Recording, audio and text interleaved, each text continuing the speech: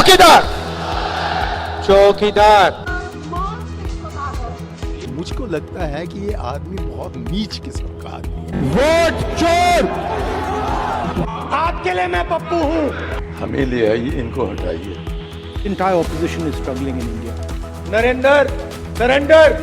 मोदी जी आइए, स्टेज पे आइए, भाषण मत दीजिए, डांस कर दीजिए, हम आपको वोट देंगे, देखना कर देंगे। हम तो हिंदुओं के दुश्मन हैं। नमस्कार दोस्तों, अभी हाल ही में बिहार चुनाव में इंडिया गठबंधन की शर्मनाक हार। आखिर ऐसी क्या वजह है कि इंडिया गठबंधन लाख कोशिश करने के बावजूद भी एनडीए के सामने टिक नहीं पा रही है?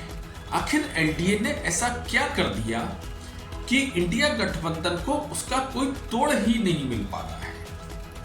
हाँ, अभी 2024 में जरूर इंडिया गठबंधन ने कुछ एनडीए को या बीजेपी को नुकसान जरूर पहुंचाया था, लेकिन उसके बाद 2024 से 2025 के बीच में ऐसा क्या हो गया कि जितने भी प्रदेश में चुनाव हो रहे हैं, इंडिया गठबंधन की शर्मनाक हार हो रही है। चाहे फिर वो महाराष्ट्र के चुनाव हो या हरियाणा के चुनाव हो या अभी हाल ही में बिहार के चुनाव हो। ऐसी क्या वजह है? क्या इसके लिए ईवीएम को जिम्मेदार ठहराया जा सकता है? क्या इसके लिए इलेक्शन कमीशन को जिम्मेदार ठहराया जा सकता है, या इसके लिए कोई बाहरी ताकत को जिम्मेदार ठहराया जा सकता है? आखिर क्या वजह है कि इंडिया गठबंधन जनता के दिल को छू नहीं पा रही है, जबकि इंडिया गठबंधन के पास मुसलमानों के एक मुश्त वोट है।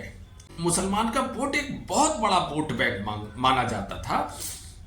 आज इतना बड़ा वोट बैंक होने के बावजूद इंडिया गठबंधन की जबरदस्त हार हो रही है, शर्मनाक हार हो रही है। आज के वीडियो में मैं आपको फैक्ट के साथ, सबूतों के साथ मैं आपको यह दिखाऊंगा कि क्या वजह है, क्यों आखिर इंडिया गठबंधन की लगातार एक के बाद एक हार होती चली जा रही है।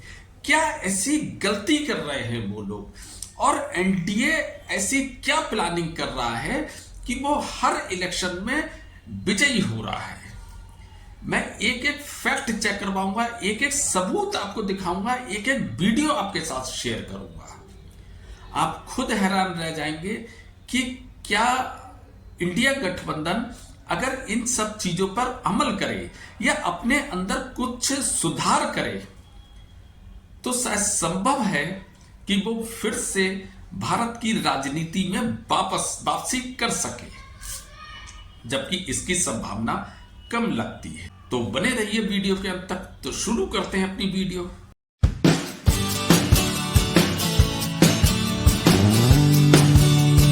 तो दोस्तों, 2014 से पहले जो बीजेपी बहुत ज्यादा मेहनत करने के बाद भी कांग्रेस के सामने टिक नहीं पाती थी, खास तौर से लोकसभा के चुनाव में। एक बार अटल बिहारी वाजपेयी के समय में जो बीजेपी ने सरकार बनाई थी, बहुत सारी क्षेत्रीय पार्टियों को मिलाकर बड़ी मुश्किल से सरकार बनी थी, और बहुत ही ज्यादा जोड़ तोड़ के बावजूद 5 साल तक उस सरकार को खींचना बमुश्किल था।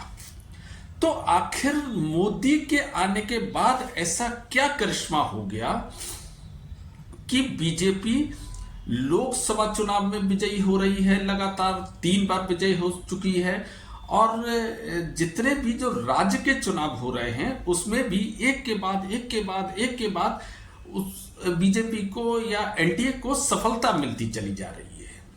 यहां तक कि जहां पर बीजेपी का कोई वजूद भी नहीं हुआ करता था, वहां तक बीजेपी का शासन हो गया या एनडीए का शासन हो गया। जैसे असम में किसी टाइम में बीजेपी का कोई वजूद नहीं हुआ करता था, हरियाणा में बीजेपी का कोई वजूद नहीं हुआ करता था, उत्तर प्रदेश में बीजेपी का कोई वजूद नहीं हुआ करता था। उत्तर प्रदेश में या तो समाजवादी पार्टी की सरकार बनती थी या बहुजन समाजवादी की पार्टी की सरकार बना करती थी।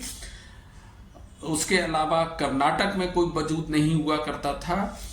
तो आखिर ऐसा बीजेपी ने क्या करिश्मा कर दिया 2014 के बाद कि लगातार एक के बाद एक राज्यों में उसकी सरकारें बनने लगी, और लोकसभा में भी लगातार 3 बार बीजेपी ने या एनडीए ने रिपीट कर दी अपनी सरकार और बहुत अच्छे बहुमत से। दरअसल जो इसकी पूरी तरीके से जिम्मेदारी कांग्रेस पर जाती है। जो रणनीति कांग्रेस अपनाया करती थी, यानी तुष्टीकरण की जो नीति कांग्रेस अपनाया करती थी, तो कांग्रेस थी उसने इंडिया की जो जनता है उसे 2 पार्टों में विभाजित कर दिया था। 20% यानी जो मुसलमान वोट था उसे कांग्रेस ने कैप्चर कर लिया था, लगभग वो कांग्रेस के सपोर्ट में था। मुसलमान वोट कभी भी बीजेपी के सपोर्ट में नहीं है, 1-2% को अगर छोड़ दिया जाए तो। रही बात जो 80% जो वोटर था उसे जातियों में डिवाइड कर छिन्न भिन्न कर दिया गया था। वो कोई क्षेत्रीय पार्टियों को वोट दिया करता था, कुछ कांग्रेस में जाता था, कुछ बीजेपी में जाता था, मतलब इधर उधर वो बटा हुआ वोट, वो एक तरफा वोट नहीं हुआ करता था। जो कांग्रेस और सारी क्षेत्रीय पार्टियों ने मिलकर करी थी तुष्टीकरण के लिए, जिसका पूरा का पूरा फायदा बीजेपी ने उठाया था। तो पहले वीडियो देखते हैं, उसके बाद बात करते हैं। कोई माई का लाल इसको हिंदू राष्ट्र नहीं बना सकता। हम जो लोग अपने आप को हिंदू कहते हैं वो 24 घंटा हिंसा हिंसा हिंसा, नफरत नफरत नफरत। हिंदू धर्म में कहीं भी पत्थर रख दो, एक लाल झंडा रख दो, पीपल के पेड़ के नीचे मंदिर बन गया। हम तो हिंदुओं के दुश्मन हैं, मुसलमानों के हैं और फक्र के साथ मुसलमानों के साथ हैं। इसी चीज को बीजेपी ने समझा और जो उसकी रणनीति थी उसी पर अप्लाई कर दी। यानी उसने जो 20% जो वोट हुआ करता था मुसलमानों का, उसी रणनीति पे चलते हुए 80% पर उसने बीजेपी ने फोकस करना शुरू करा। यानी हिंदुओं को एक खतरा दिखाया गया कि आपको इस देश में अगर आप एक नहीं हुए तो आपको एक बहुत बड़ा खतरा आपके सामने बढ़ रहा है। कभी गजबाए हिंद के नाम पर, तुष्टीकरण के नाम पर, मतलब बहुत सारे रणनीतियां अपनाई गई हिंदुओं को एक करने के लिए। और इस तरीके से कहीं ना कहीं बीजेपी को या एनडीए को सफलता हासिल होती चली गई। जब कांग्रेस पूरी तरीके से तुष्टीकरण की राजनीति में संलिप्त थी, उसी समय जितनी भी क्षेत्रीय पार्टी थी वो भी कांग्रेस की राह पर चल पड़ी। और केवल वो लोग भी एक 20% जो वोटर है मुसलमानों का, उसी पे कांग्रेस देख रही थी और उसी वोट को सारी क्षेत्रीय पार्टियां देखने लगी। जबकि बीजेपी का पूरा फोकस 80% पॉपुलेशन पर उसने अपना फोकस कर दिया। बीजेपी का यह मानना था कि 80% में पूरा का पूरा 80% अगर उसके समर्थन में नहीं भी आया, 60-70% जो वोटर है अगर वो उसका झुकाव भी अगर बीजेपी की तरफ हो गया, बीजेपी को बहुत बड़ी कामयाबी मिल सकती थी, जो कि उसने वो कामयाबी हासिल करी।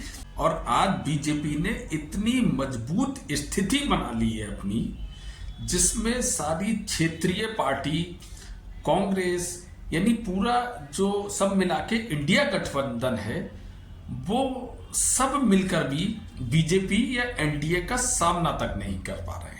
जो भारतीय राजनीति से कांग्रेस या इंडिया गठबंधन लगातार बाहर होती जा रही है, उसका केवल कारण तुष्टीकरण ही नहीं है, बल्कि बहुत सारे और भी कारण है, जिसमें सबसे बड़ी अगर जिम्मेदारी बनती है इंडिया गठबंधन जो बाहर हुआ है सत्ता से, उसमें कांग्रेस की बनती, क्योंकि सबसे बड़ी पार्टी भी वही है। कांग्रेस संवैधानिक संस्थाओं पर सवाल उठा रही है, कभी वो चौकीदार चोर है के नारे देती है।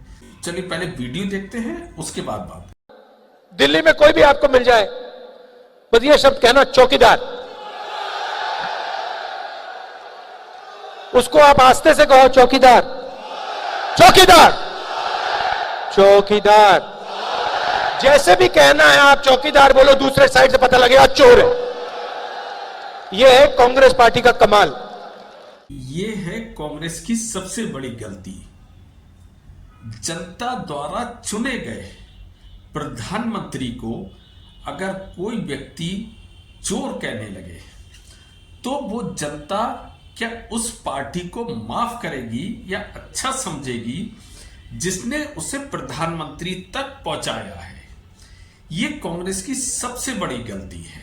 समय समय पर कांग्रेस इस तरीके की गलती करती गई, राहुल गांधी करते गए, यहां तक कि राहुल गांधी की जो माता जी हैं श्रीमती सोनिया गांधी, उन्होंने तो मोदी को मौत का सौदागर तक कह दिया। आज गुजरात की सरकार चलाने वाले झूठे बेईमानी डर और मौत के सौदागर हैं। इस तरीके से कांग्रेस लगातार एक के बाद एक गलतियां करती चली गई और बीजेपी और मजबूत होती चली गई। एक वीडियो मैं आपको और दिखाता हूं जिसमें कांग्रेस के एक बड़े नेता मणिशंकर अय्यर पाकिस्तानी पत्रकार के साथ बैठकर ये कहते हैं कि आप इन्हें हटाइए, हमें ले आइए। मतलब एक राजनीति की भूख किस हद तक हो सकती कि आप पाकिस्तानी पत्रकार से ये बात कह रहे हैं। जो जिस जगह पे आके खड़े हो गए हैं, स्टक हो गए हैं, अब इसमें से निकलने का क्या तरीका होगा? हमें ले आइए, इनको हटाइए। अच्छा, इनको तो आप ही हटा सकते नहीं है। तो इनको तो आप ही हटा सकते हैं। हाँ, हम हटाएंगे। कमाल है महाशय का, पाकिस्तानी पत्रकार को ऐसा इंटरव्यू दिया। उसके अलावा यही महाशय मणिशंकर अय्यर ने हमारे देश के प्रधानमंत्री के यानी भारत देश के प्रधानमंत्री को नीच तक कह दिया कि ऑन कैमरा। मतलब क्या सोच हो सकती है? भूख, किस तरीके की सत्ता की भूख हावी हो चुकी है। मुझको लगता है कि ये आदमी बहुत नीच किस्म का आदमी है, इसमें कोई सभ्यता नहीं है। इतने बड़े पद पर बैठने के बाद इतनी बड़ी पार्टी के नेतागण अगर इस तरीके की बोलचाल या इस तरीके की भाषा का प्रयोग करने लगे तो हमारे देश की जो पढ़ी लिखी जनता है उस पर क्या प्रभाव पड़ेगा? वो क्या सोचेगी, क्या शिक्षा जाएगी कि इतनी पुरानी पार्टी के नेता इस तरीके के शब्द बोलते हैं अपने ही देश के प्रधानमंत्री के लिए। आज कांग्रेस को सत्ता की इतनी ज्यादा भूख हो चुकी है कि वो किसी भी हद तक जाने को राजी हो चुकी है। कांग्रेस के जो सबसे बड़े नेता हैं राहुल गांधी जी, उन्होंने कई पदयात्राएं भी कर ली, कई मुद्दे भी उठा लिए, लेकिन उसके बाद भी सफलता नहीं मिल रही है। क्या उन्होंने कभी आत्मचिंतन करा कि वो क्यों भारत की राजनीति से लगातार दूर होते चले जा रहे हैं? क्या राहुल गांधी ने कभी सोचा कि अगर आप विदेश में जाकर अपने ही देश की बुराई करेंगे तो क्या आपके देश के लोग आपको पसंद करेंगे?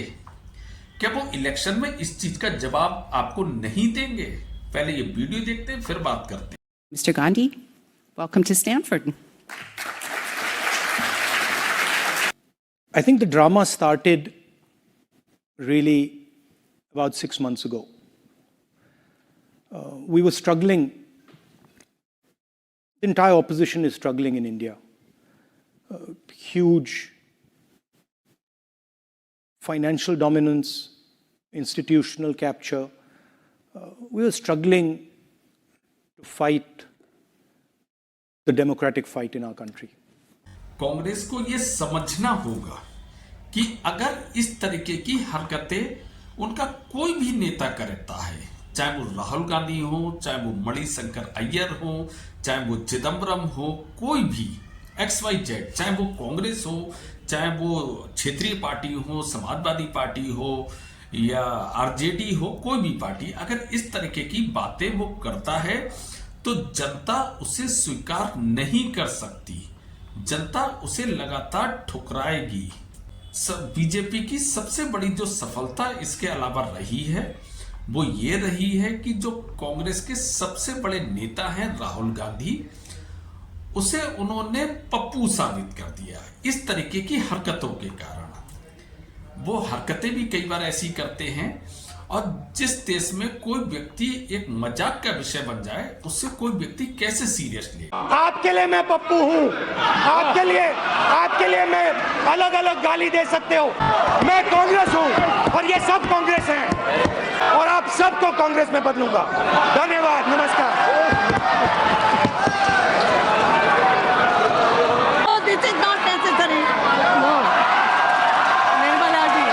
इन्हीं सब कारणों की वजह से बीजेपी और मजबूत होती चली गई या एनडीए और मजबूत होता चला गया, और वहीं पे कांग्रेस और इंडिया गठबंधन जो है वो लगातार कमजोर होता चला गया। और जो कांग्रेस का असर है वो सारी की सारी लगभग क्षेत्रीय पार्टियों पर भी असर होता चला गया, जिसके बाद बीजेपी ने लोकसभा चुनाव के बाद लगातार एक के बाद एक प्रदेश के चुनाव जीतती चली गई, क्योंकि जितनी भी क्षेत्रीय पार्टी और कांग्रेस है अब उनका निशाना जो है वो हमारे देश की संवैधानिक संस्थाओं पर भी आकर टिक गया, चाहे वो ईडी हो, चाहे वो चुनाव आयोग हो, या वो हमारे देश की न्याय व्यवस्था हो, सब पर उसने सवाल उठाना शुरू कर दिया, जिसका प्रभाव ये हुआ कि जनता ने उन्हें लगातार ठुकराना शुरू कर दिया।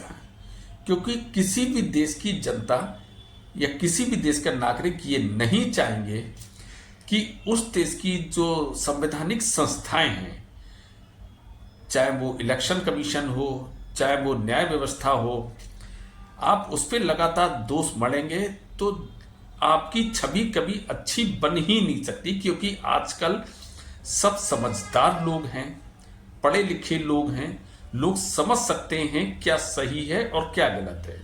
उसके अलावा जितनी बार विपक्ष की हार होती गई, उन्होंने स्वयं उसकी हार की जिम्मेदारी ना लेके कभी इलेक्शन कमीशन पर उसका दोष मढ़ा, कभी ईवीएम पर दोष मढ़ा, जबकि उन्हें स्वयं अपना आत्मविश्लेषण करने की जरूरत थी। लेकिन ये सब ना करके अब आप देखिए कि किस तरीके से हमारे देश की जो संस्थाएं हैं उन पर लगातार हमला बोला गया। एसआईआर जो है वो इलेक्शन कमीशन का अपना एक अधिकार है। अगर आप उसमें एक वोट चोरी का मुद्दा आप जनता के बीच में लेके जाएंगे तो इसका रिजल्ट भी गलत ही आएगा। ये विपक्ष समझ नहीं पा रहा। पहले वीडियो देखते हैं और फिर समझते हैं। बिहार के युवा वोट चोरी होने देंगे? वोट चोरी होने देंगे बिहार के युवा? बिहार का हर युवा कहेगा वोट चोर, वोट चोर, वोट चोर।